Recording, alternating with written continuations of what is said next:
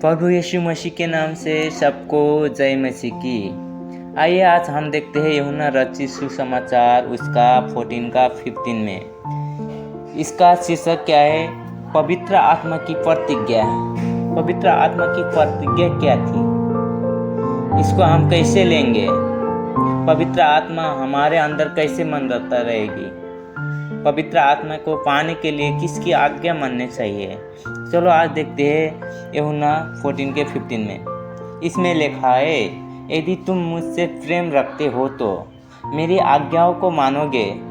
इसमें लिखा है कि यदि तुम मुझे प्रेम करते हो तो, यदि तुम कोई भी मुझे प्रेम करोगे तो वो मेरे आज्ञा को मानोगे तो मैं पिता से विनती करूँगा। उन्होंने बोला है कि मैं पिता से विनती करूँगा। इसमें क्या बोला है?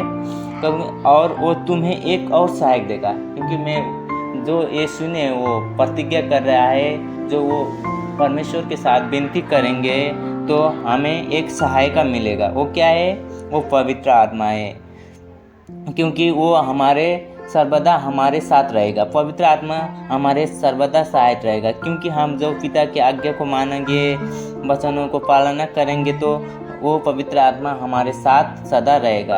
अर्थात सत्य का आत्मा जिसे संसार ग्रहण नहीं कर सकता, संसारिक चीज़ कोई भी ग्रहण नहीं कर सकता है इसमें, क्योंकि वो पवित्र लोग ग्रहण करते हैं जो यीशु के वचन को, जो परमेश्वर के वचन को मांगते हैं, कि उसमें रहेगा पवित्र आत्मा, क्योंकि वो न उसको देखता है और न जानता है, और तुम उसे जानते हो क्योंकि वो तुम्हारे साथ रहता है और वो तुम में होगा, क्योंकि पवित्र आत्मा हमारे में होगा।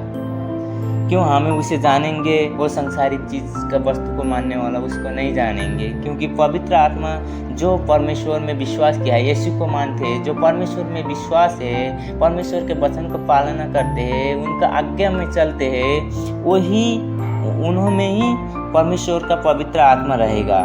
तो इसलिए फिर यीशु ने कहा 15 का 14 का 18 में, मैं तुम्हें अनाथ नहीं छोड़ूंगा। परमेश्वर हमें कभी भी अनाथ नहीं छोड़ेंगे, क्योंकि वो हमको सिरजा बनाया, इसलिए हमको कभी भी अनाथ नहीं छोड़ेंगे।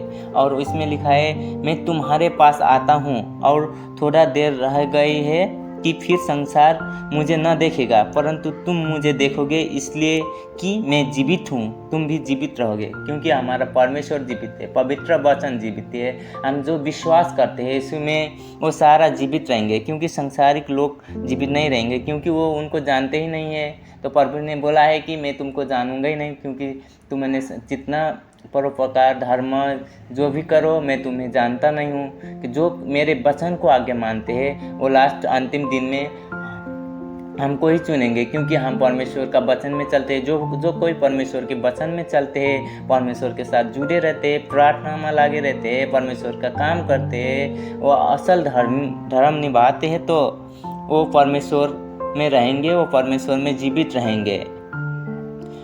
तब उसी दिन तुम जानोगे कि मैं अपना पिता में हूँ और तुम मुझ में। परमेश्वर ने कहा है, जो हम यीशु से विश्वास द्वारा परमेश्वर के पास जाते हैं, तो जो मैं पिता से बने रहूँ तो तुम मुझसे बने रहो, तो अंतिम दिन में तुम मेरे साथ होगे और मैं पिता के साथ। इसमें लिखा है इसे, और जिसके पास मेरी आज्ञाएं है और वो उन्हें मानता है, वही मुझसे प्रेम रखता है, और जो मुझसे प्रेम रखता है उसमें मेरा पिता प्रेम रखेगा, और मैं उसके प्रेम में रहूँगा और अपने आप को उस पर प्रकट करूँगा।